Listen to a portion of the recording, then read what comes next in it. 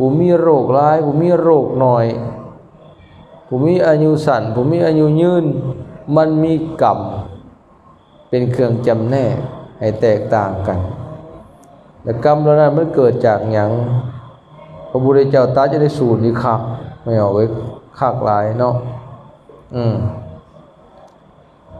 ก็ขอเข้าสู่เนื้อในของเรื่องเลยเนาะความเป็นมาข้าพเจ้าหมายถึงพระอานนท์ได้สดับมาอย่างนี้สมัยหนึ่งพระผู้มีพระภาคประทับอยู่ที่วัดพระเชตวันอารามของอนาถบิณฑิกเศรษฐีในนครสวัสดีสมัยนั้นสุภมา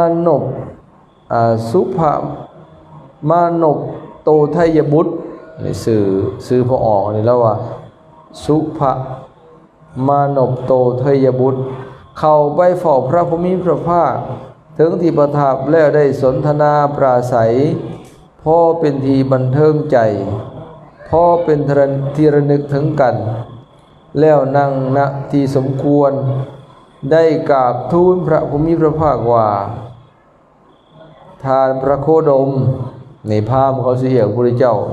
เขาบอกว่าพระเขาว่าหรือเอิ้นพระพุทธเจ้าและเอิ้นพระโคดมเอิ้นโคดด้วยจ้ะทานพระโคดมอันใดหนอเป็นเหตุเป็นปัจจัยให้สัตว์ที่เกิดเป็นมนุษย์ปรากฏเป็นคนชั่วและคนดีคือมนุษย์ทั้งหลายยอมปรากฏว่ามีอายุสั้นมีอายุยืนมีโรคหลายมีโรคน้อยโรคก็หมายถึงโรคข้าพยาธินะเนาะมีผิวพรรณขี้ร้ายมีผิวพรรณดีมีอำนาจน้อยมีอำนาจหลายมีโภคะน้อยมีโภคะหลายเกิดในตระกูลต่ำเกิดในตระกูลสูงมีปัญญาน้อยมีปัญญาหลายทานพระโคดมอันใดหนอเป็นเหตุเป็นปัจจัยให้มนุษย์ทั้งหลายที่เกิดเป็นมนุษย์ปรากฏเป็นคนชั่วและคนดีพาไปถามยาวเลยเนาะพระผู้มีพระภาคตรัสว่ามานพสัตว์ทั้งหลายมีกรรมเป็นของตนมีกรรมเป็นทายาทมีกรรมเป็นกำเนิดมีกรรมเป็นเผ่าพันธุ์มีกรรมเป็นที่พึงอาศัยกรรมยอมจำแนกสัตว์ทั้งหลายให้ชั่วและดีต่างกันนี่อันบนเฮาสูตรกรรมะพันธุกรรมะโยนิกรรมะปฏิสารณาอยู่ในนี่แหละอยู่ในสูตรนี่แหละมันจะเป็นบาลีเนาะอันนี้คำแปลแล้วโมเมนต์เพิ่นแต่งคือน้ำหลังใดอันเฮาสูตรอภินหะพระเจ้าเอกนะในหมวดนี่นะถ้าทั้งหลายมีกรรมเป็นของตนมีกรรมเป็นผู้ให้ของมีกรรมเป็นแดนเกิดน่ะมาจากพุทธพจน์แท้ๆเลยเด้อนี่กรรมยอมจำแนกสัตว์ทั้งหลายให้ชั่วและดีต่างกันพระพุทธเจ้าตัดหย่อๆอย่างสิโตทยพราหมณ์ก็เลยทูลต่อไปว่าข้าพระองค์โมหูทั่วถึงเนื้อความแห่งพระภาษิตนี้ที่ทานพระโคดมตัดไว้โดยหย่อเป็นไงว่าขั้นตัดหย่อๆนี่ขน่อยบ่เข้าใจแล้วเรานะบ่ทรงสี่แจงโดยพิสดารให้พิสดารได้ขอประทานพระวโรกาสขอทานพระโคดมโปรดแสดงธรรมแก่ข้าพระองค์โดยวิธีที่ข้าพระองค์จะพึงหู้ทั่วถึงเนื้อความแห่งพระภาษิตนี้ที่ท่านพระโคดมตัดไว้โดยหย่อบ่ทรงแสดงสี่แจงโดยพิสดารให้พิสดารเถิดนะขอนิมนต์ไว้ไงว่าแสดงให้พิสดารให้ละเอียดขนาดอย่างสิเข้าใจพระวิภาคตรัสว่ามานพถ้าเช่นนั้นเจ้าจงฟัง จงใส่ใจให้ดีเฮาจะกล่าวสุภามานพโตทยบุตรทูลหับสนองพระดำรัสแล้วพระมุนีพระภาคตรัสว่ามานพบุคคลบางคนในโลกนี้เป็นสตรีก็ตามเป็นบุรุษก็ตามสตรีก็คือผู้หญิงเนาะบุรุษก็คือผู้ชายเอาคำว่าไงวะเป็นผู้ชายก็ตามเป็นผู้หญิงก็ตามเป็นผู้มักฆ่าสัตว์เป็นคนหยาบช้ามีมือเปื้อนเลือดฝักใฝ่ในการประหัตประหารบ่มีความกรุณาในสัตว์ทั้งหลายเพราะกรรมนั้นที่เขาเฮ็ดให้บริบูรณ์ยึดมั่นไว้อย่างนั้นหลังจากตายแล้วเขาจึงไปเกิดในอบายทุกขติวินิบาตนรกหลังจากตายแล้วถ้าบ่ได้ไปเกิดในอบายทุกขติวินิบาตนรกกลับมาเกิดเป็นมนุษย์ในที่ใดๆเขาก็จะเป็นคนมีอายุสั้นเห็นบ่นี่คนมาฆ่าสัตว์มาฆ่าสัตว์ตัดชีวิตมีเมื่อเปื้อนเลือดมีจิตใจอันเหี้ยมโหดฝักใฝ่ในการฆ่าสัตว์ตายไปกรรมอย่างหนักสิไปตกนรกทุกขติวินิบาตหรือว่าเป็นเปรตอสุรกายสัตว์เดรัจฉานแต่ขั้นกรรมมาเกิดเป็นมนุษย์อีกเขาจะเป็นคนมีอายุสั้นบ่มีอายุบ่ยืนคนมักฆ่าสัตว์อายุสั้นพลันตายเนาะเราก็จะเห็นในสังคมบ่ว่าคนถูกคนรวยคนห่างก็ตามบางคนบ่ยืนตายไวในลักษณะนั้นว่าอายุบ่ยืนพอมักฆ่าสัตว์บางเทื่อก็ตายแบบมีอุบัติเหตุหายแห้งหรือถูกขาถูกหยังทำนองนั้นอันนั้นในกระบอกยืนเป็นไงซะ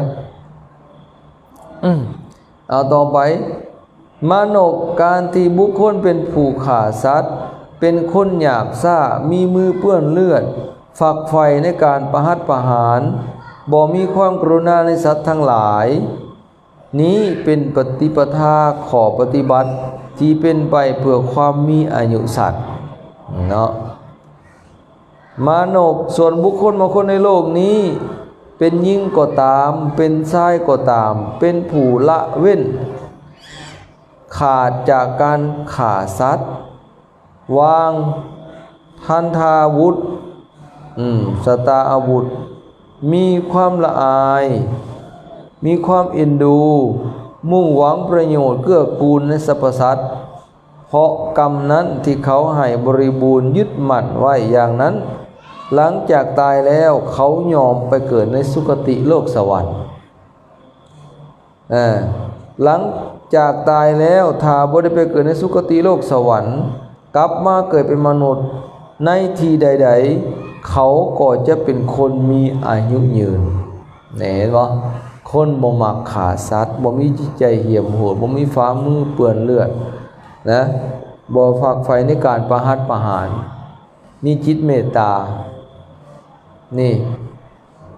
คันเขาตายไปแล้วก็ไปเกิดในสุคติโลกสวรรค์ถ้ากลับมาเกิดเป็นมนุษย์อีกก็เป็นคนมีอายุยืนคนบ่มักฆ่าสัตว์มานพการที่บุคคลเป็นผู้ละเว้นขาดจากการฆ่าสัตว์วางทันทาวุธและสตราวุธมีความละอายมันก็ว่าอามุธสิเป็นมีดเป็นหอกดาบหนาไม้ปืนไฟทั้งหลายอะไรเนาะ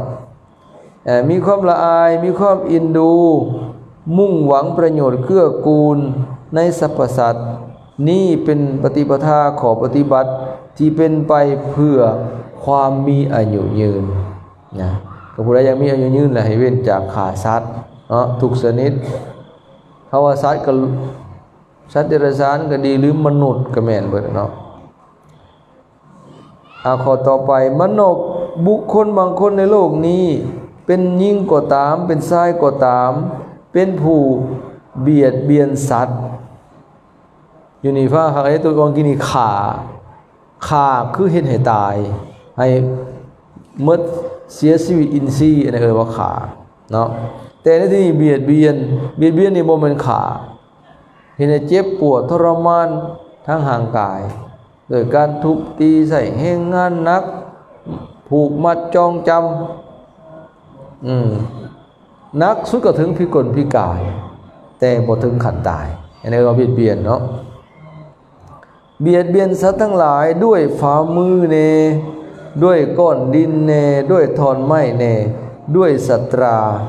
ของมีคมเนเพราะกรรมนั้นที่เขาให้บริบูรณ์ยึดมั่นไว้อย่างนั้นหลังจากตายแล้วเขาจึงไปเกิดในอบายทุกขติวินิบาตนรกนั่นขันเบียดเบียนกับตัวนรกย้อนได้หลังจากตายแล้วถ้าบ่ได้ไปเกิดในอบายทุกขติวินิบาตนรก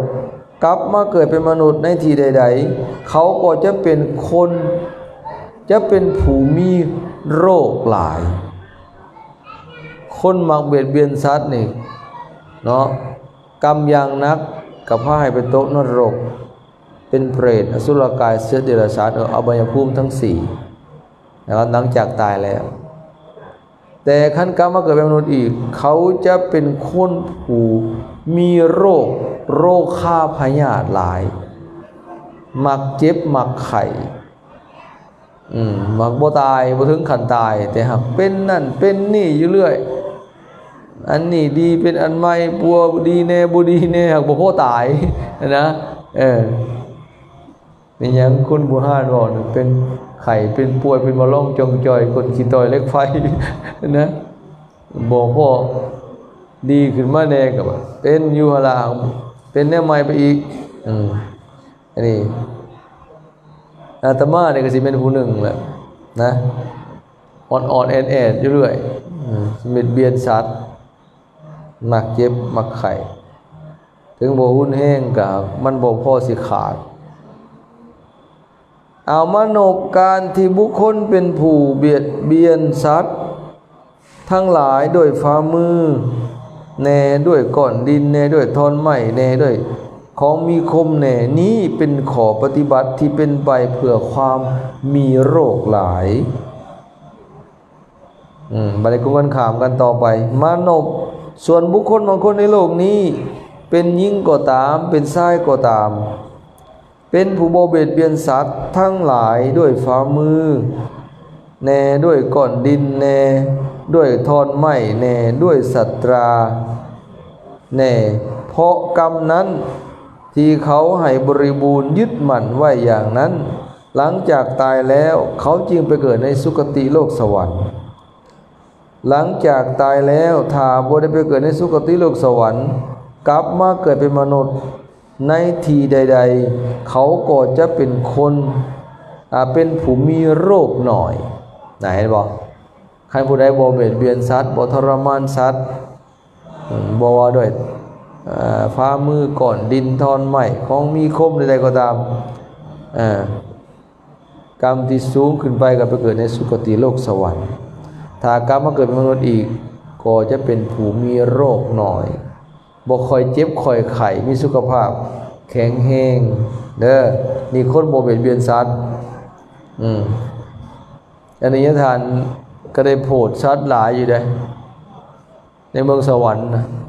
เขาขังนะนิทานไปบิณฑบาตว้าวต่อยใหญ่ต่อยปล่อยนะมันทรมานระวังเรื่องมันสิทรมานเจ้าคืนฉะนั้นมันสิขังเจ้าช้ำเท่าตัวไปใช้ก็บ่ได้มาพึกเอามาฟาดอยู่รอเฮือนอันนั้นแหละมันขังเจ้าคืนระวังเด้อ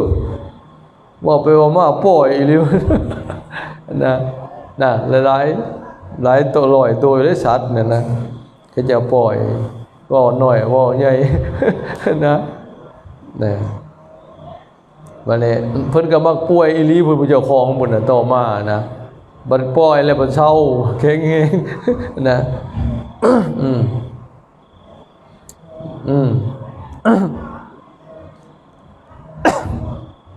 หลายคนก็มาบอกน้ำหลังโอ้ยเป็นสันใดอยู่ไม่ทันเป็นโผดไฟบอก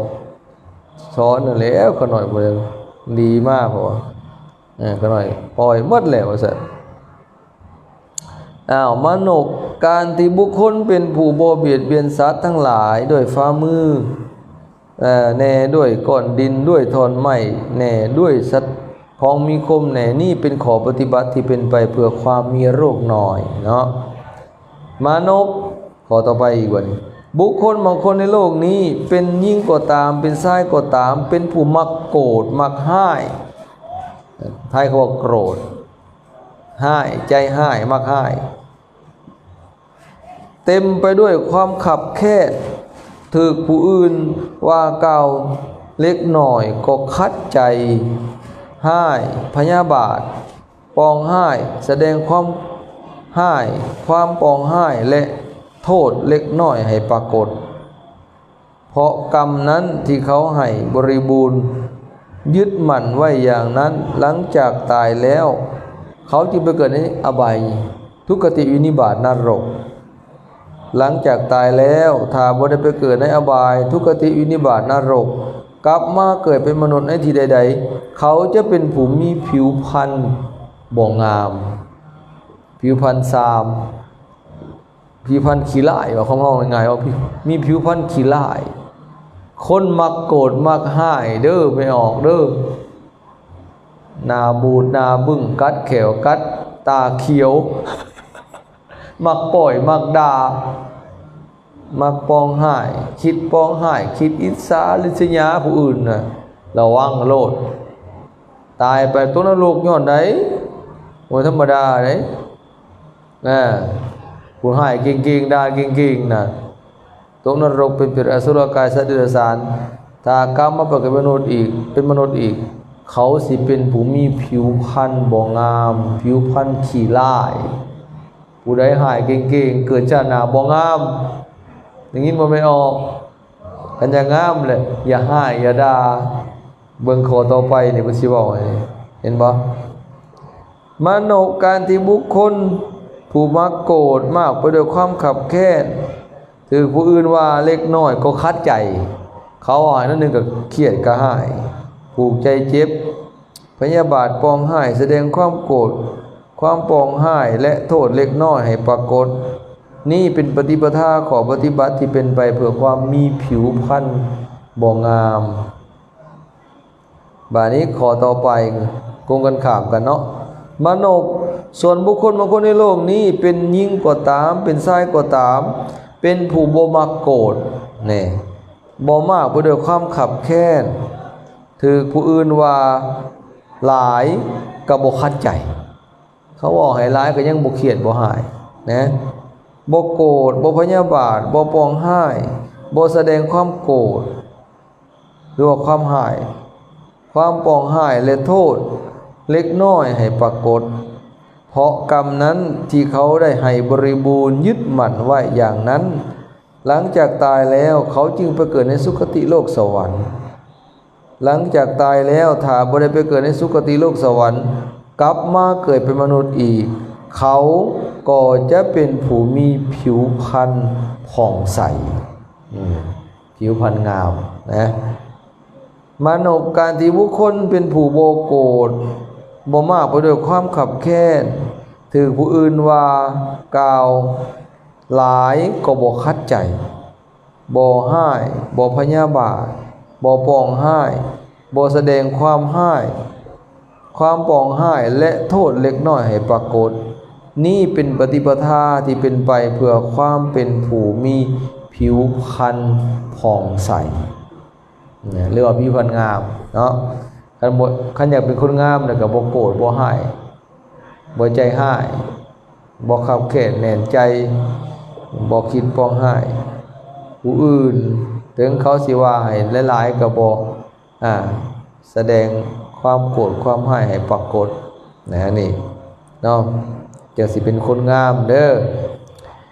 ขอต่อไปมโนบุคคลบางคนในโลกนี้เป็นหญิงก็ตามเป็นชายก็ตามเป็นผู้มีใจริษยาหรือว่าอิจฉานะเอาอย่างนี้เนี่ยอันเดียวกันยอมริษยาประทุษร้ายผูกความริษยาในลาภสักการะความเคารพความนับถือการกราบไหว้และการบูชาของคนอื่น มันก็ว่าเห็นผู้อื่นได้ดีได้ลาภได้สักการะได้มีชื่อเสียงอิจฉา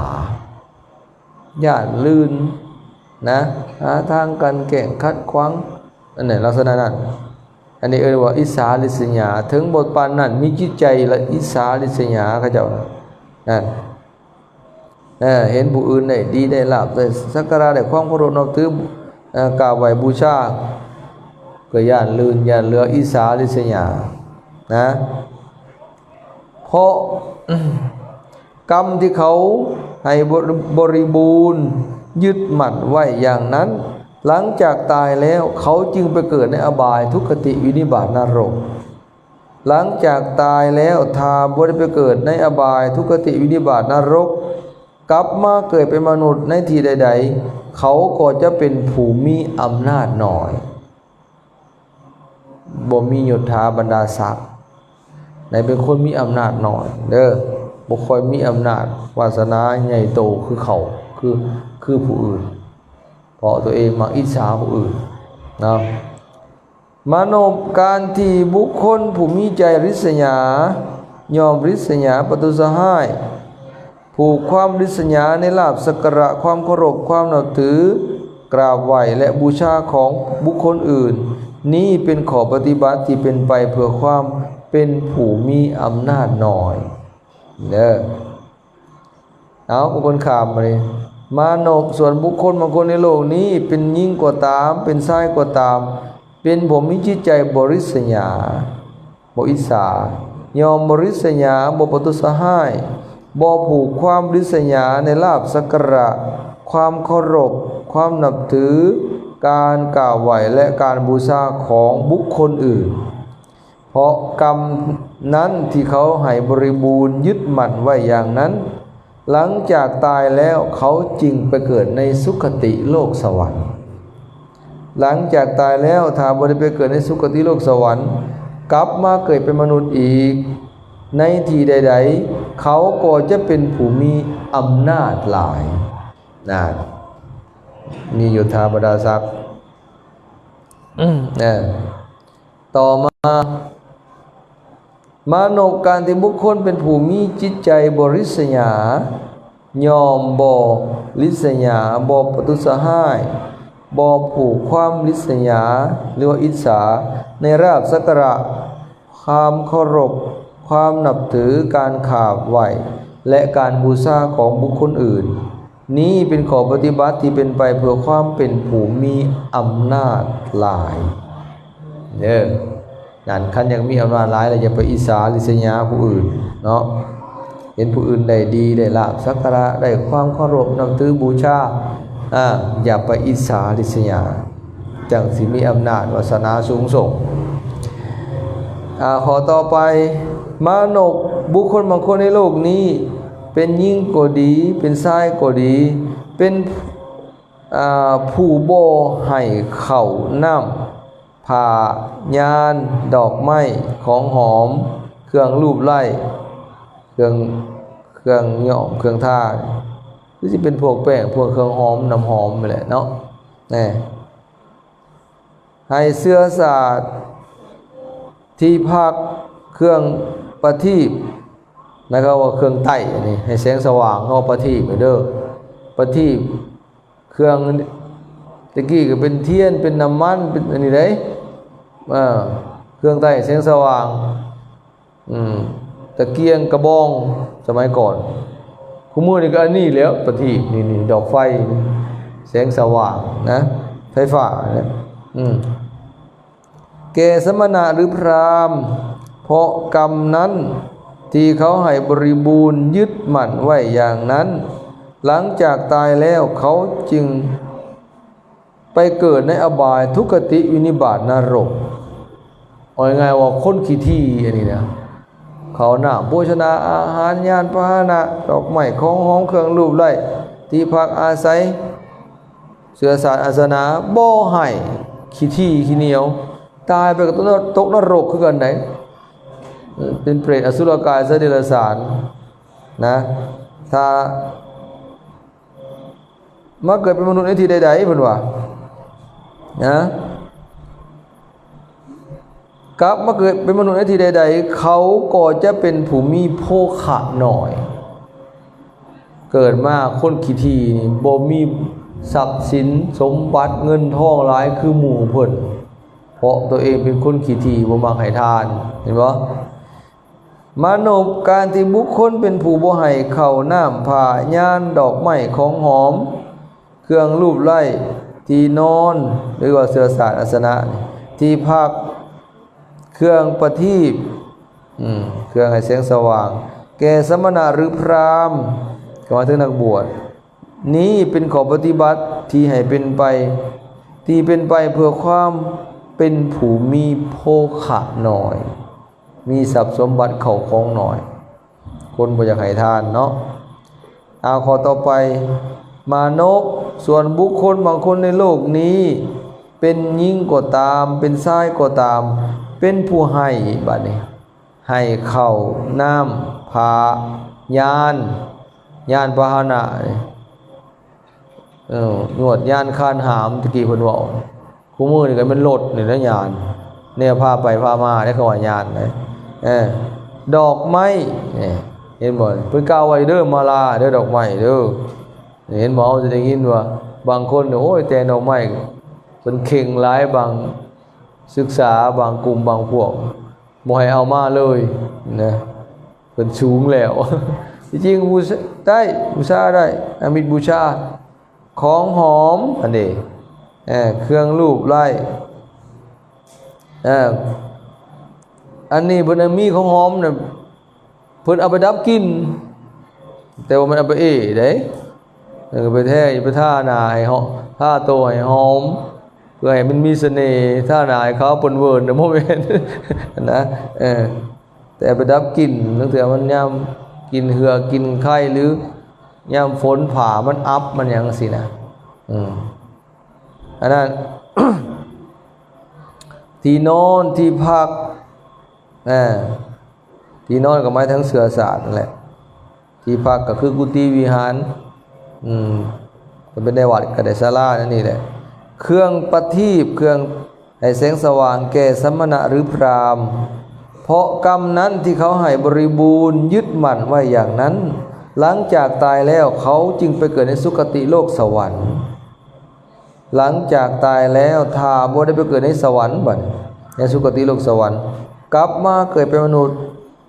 ในที่ใดๆเขาก็จะเป็นผู้มีโภคะหลายนั่นมีทรัพย์สมบัติหลายเนาะคันเขา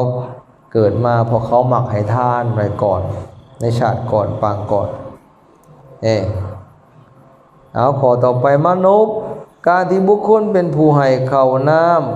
ำผ้ายานดอกไม้ของหอมเครื่องรูปไล้เสื้อสาดอาสนะที่พักเครื่องให้แสงสว่างแก่สมณะหรือพราหมณ์นี้เป็นปฏิปทาที่เป็นไปเพื่อความเป็นผู้มีโภคะหลายนี่เพิ่นสรุปอีกจังว่ามาอ่านเบิ่งพระพุทธเจ้าเทศจังแม่นเพิ่นมั่นเทศเนาะเว้าหัวคอก็แล้วมาเว้าคืนอีกโอ้ยว่าเป็นตะงึดเด้มนุษย์บุคคลบางคนในโลกนี้บัดนี้เป็นหญิงก็ตามเป็นบุรุษก็ตามเป็นผู้แข็งกระด้างฟังเด้อบัดนี้ผู้ใดบ่มักเคารพนอบน้อมเย่อหยิ่งย่อมบ่กราบไหว้นั่นแหละผู้ที่ควรกราบไหว้บ่ลุกหับผู้ที่ควรลุกหับบ่ให้อาสนะแก่ผู้ที่ควรให้อาสนะให้อาสนะก็หมายความว่าคันพระครูบาอาจารย์ผู้ทรงศีลหรือผู้เฒ่าผู้แก่ผู้มีคุณมาสู่สถานที่ของตนมาสู่บ้านสู่เรือนตนนะหรือในวัดในว่างสิแหละก็บ่ปูบ่แปลงอาสนะให้เนาะมันมีหลายอย่างได้เบิ่งเด้ออันความบ่เคารพนอบน้อมของเพิ่นนี่เย่อหยิ่งแข็งกระด้างบ่กราบไหว้ผู้ที่ควรกราบไหว้บ่ลุกหับคันเห็นผู้ใหญ่มาหรือสมณะนักบวชมามีงานหยังบ่ลุกหับเฉยบ่สนในลักษณะนั้นน่ะ บ่ไปตอดไปหับบ่ให้อาสนะแก่ผู้ที่ควรให้อาสนะบ่ให้ทางแก่ผู้ที่ควรให้ทางเดินไปตันทางแทนที่สิเพิ่นมาทางหลังหรือทางหน้าหลีกทางให้บ่หลีกนี่บ่ให้ทางบ่ย่างตัดหน้าตันทางลักษณะนี้บ่สักการะผู้ที่ควรสักการะบ่เคารพผู้ที่ควรเคารพบ่นับถือผู้ที่ควรนับถือบ่บูชาผู้ที่ควรบูชาละเอียดที่สุดเลยนะนี่นะครบหมดเลยเคารพสักการะนับถือเนาะเพราะกรรมนั้นที่เขาให้บริบูรณ์ยึดมั่นไว้อย่างนั้นหรือหลังจากตายแล้วเขาจึงไปเกิดในอบายทุกขติวินิบาตนรกหลังจากตายแล้วถ้าบ่ได้ไปเกิดในอบายทุกขติวินิบาตนรกกลับมาเกิดเป็นมนุษย์ในที่ใดๆเขาจะเป็นผู้เกิดในตระกูลต่ำคนมักเหยื่อยิงจองห้องแข็งกระด้างเลยบ่เคารพบ่ยำเกรงนี่นะบ่เคารพผู้ควรเคารพบ่กล่าวไหว้ผู้ควรกล่าวไหว้บ่สักการะบ่นับถือบูชาเนี่ยกรรมนักกับไปต้นนรกทุกขติวินิบาตเป็นเปรตอสุรกายสัตว์เดรัจฉานถ้าเกิดเป็นมนุษย์กับเป็นคนเกิดในตระกูลต่ำตระกูลคนจักษาตระกูลสร้างโลดตระกูลคนขี้เหงื่อคนเก็บขี้เหงื่อคนขี้เหงื่อตระกูลต่ำสมัยก่อนเป็นที่สังคมบ่มักยังไงซะอันนี้มโนการที่บุคคลเป็นผู้กระด้างยือยิงบ่ยอมบ่กล่าวไหวผู้ที่ควรกล่าวไหวบ่ลุกหับผู้ที่ควรลุกหับบ่ให้อาสนะแก่ผู้ที่ควรให้อาสนะบ่ให้ทางแก่ผู้ที่ควรให้ทางบ่สักการะผู้ที่ควรสักการะนี่สรุปคืนอีกบ่เคารพผู้ที่ควรเคารพบ่นับถือผู้ที่ควรนับถือบ่บูชาผู้ที่ควรบูชานี้เป็นข้อปฏิบัติที่เป็นไปเพื่อความเป็นผู้เกิดในตระกูลต่ำเห็นบ่นี่เอาขอต่อไปบัดนี้คงกันข้ามมันกับขอนี่มนุษย์ส่วนบุคคลบางคนในโลกนี้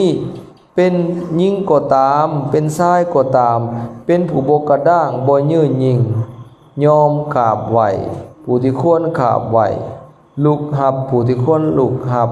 ให้อาสนะแก่ผู้ที่ควรให้อาสนะให้ทางแก่ผู้ที่ควรให้ทางสักการะผู้ที่ควรสักการะเคารพผู้ที่ควรเคารพนับถือผู้ที่ควรนับถือบูชาผู้ที่ควรบูชาเพราะกรรมนั้นที่เขาให้บริบูรณ์ยึดมั่นไว้อย่างนั้นหลังจากตายแล้วเขาจึงไปเกิดในสุคติโลกสวรรค์หลังจากตายแล้วถ้าบ่ได้ไปเกิดในสุคติโลกสวรรค์กลับมาเกิดเป็นมนุษย์ในที่ใดๆเขาจะเป็นผู้เกิดในตระกูลสูงตระกูลพ่อข้าเศรษฐีกระดุมพี่หรือจะเป็นตระกูลเป็นเจ้าเป็นนายที่มีฐานะดีอยู่นะจ๊ะเจ้าฝ่ามหากษัตริย์แต่ก่อนสูงเกินไปมโนการที่บุคคลเป็นผู้บ่แข็งกระด้างบ่ยืนยิงยอมกล่าวไหวผู้ที่ควรกล่าวไหวลุกหับผู้ที่ควรลุกหับให้อาสนะแก่ผู้ที่ควรให้อาสนะให้ทางแก่ผู้ที่ควรให้ทางสักการะผู้ที่ควรสักการะเคารพผู้ที่ควรเคารพนับถือผู้ที่ควรนับถือบูชาผู้ที่ควรบูชานี้เป็นข้อปฏิบัติที่เป็นไปเพื่อความเป็นผู้เกิดในตระกูลสูงครบเลยเนี่ยนะเอาขอต่อไปกะสิจบแล้วล่ะยาวตัวได้สูตรมันยาวจังหน่อยเอามันจบซะมนุษย์บุคคลบางคนในโลกนี้เป็นหญิงก็ตามเป็นชายก็ตามบ่เข้าไปหาสมณะหรือพราหมณ์นี่บ่เข้าไปหานักบวชได้บัดนี้ได้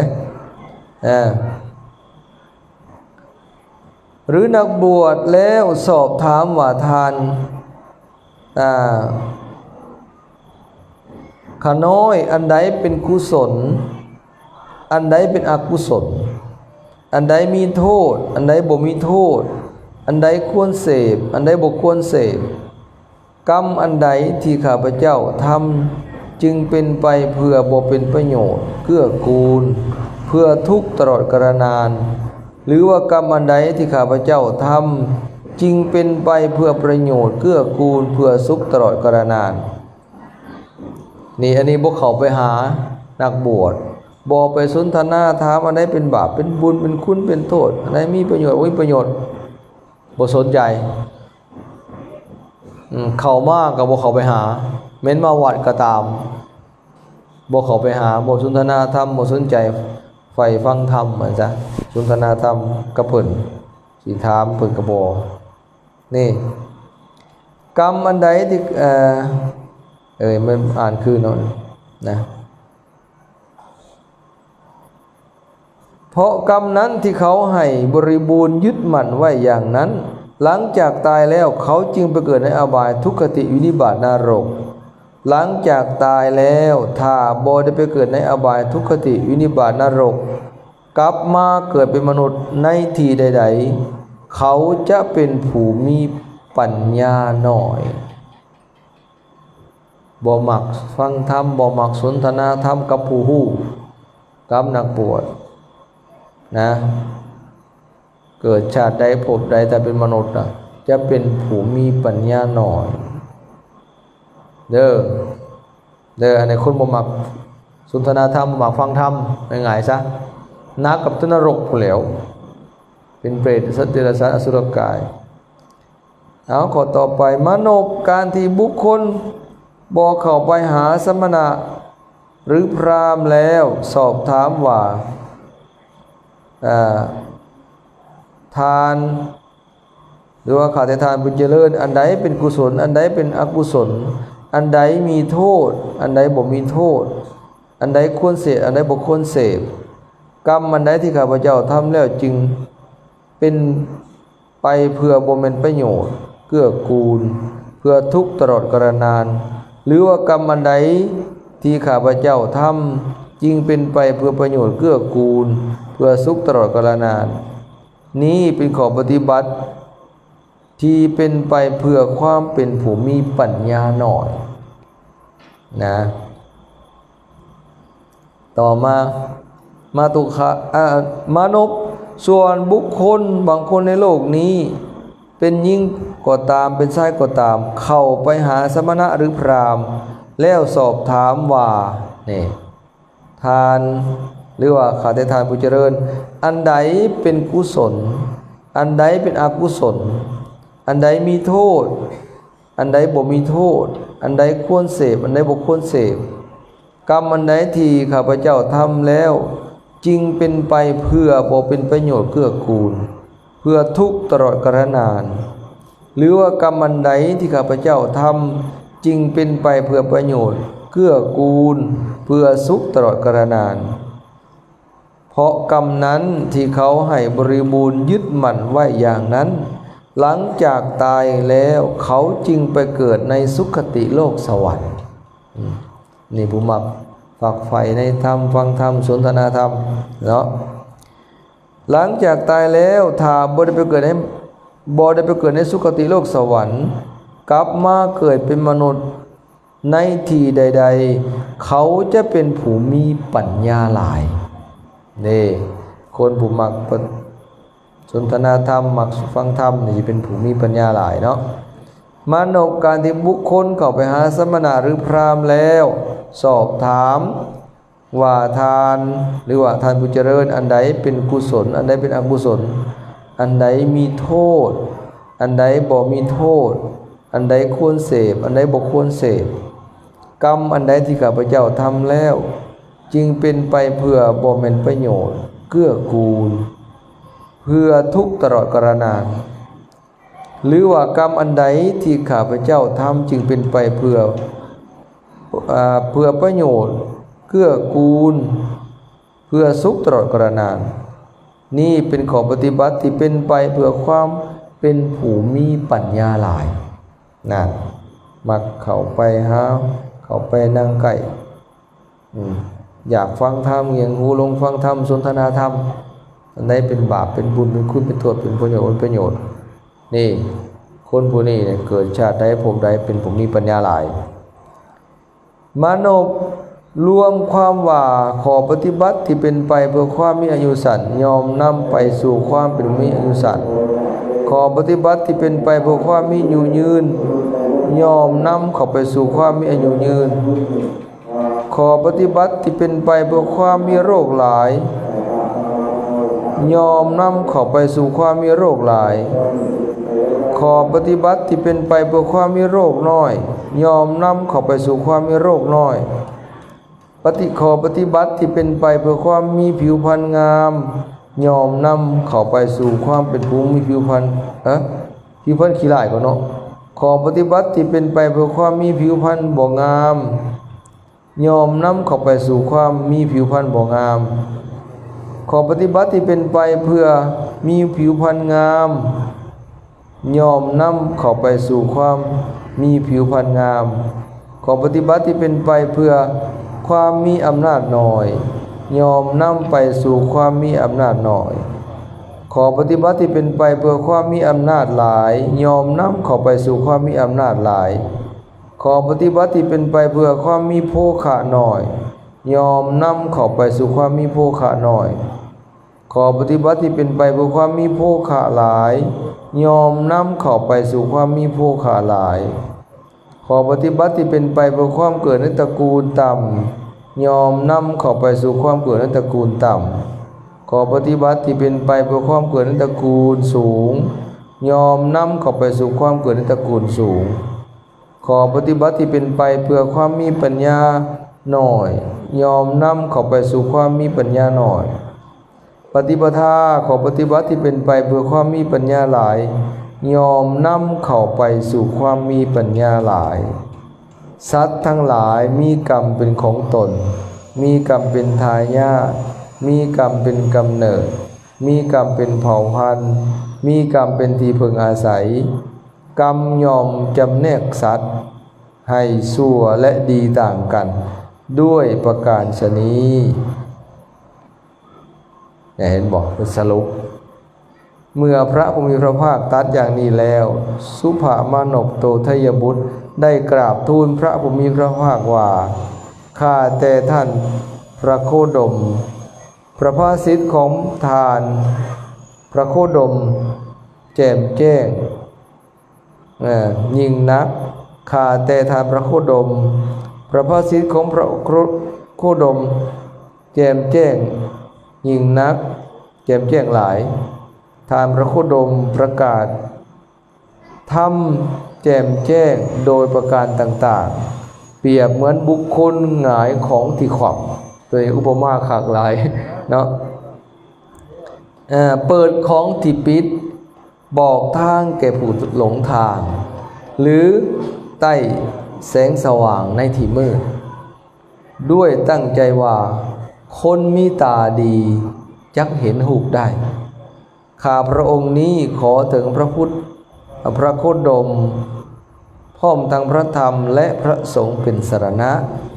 ขอทานพระโคดมโปรดทรงจำข้าพระองค์ไว้ว่าเป็นอุปาสกถึงสรณะตั้งแต่มื้อนี้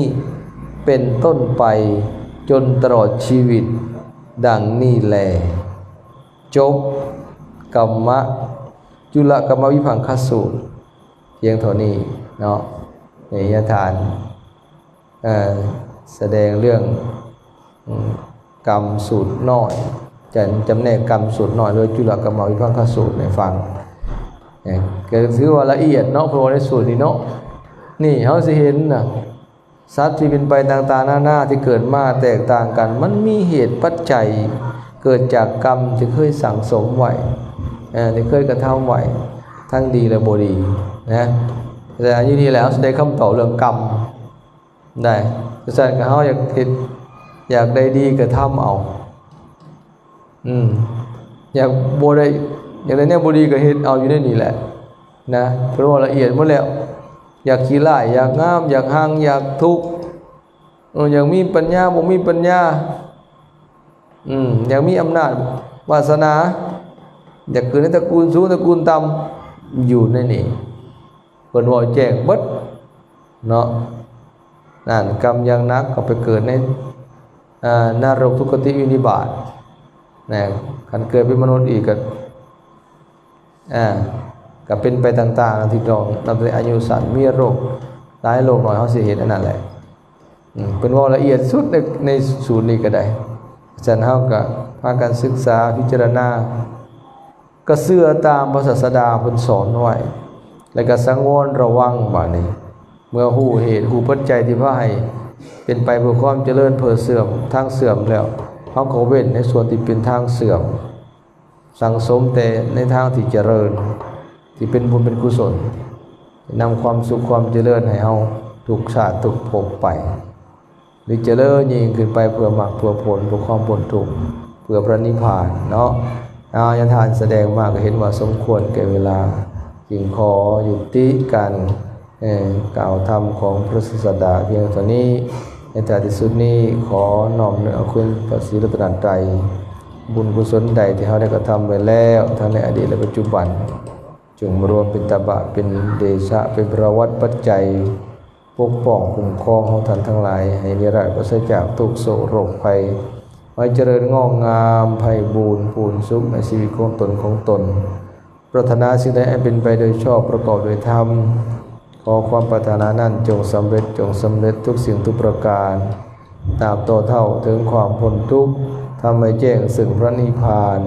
พุ่นเถิ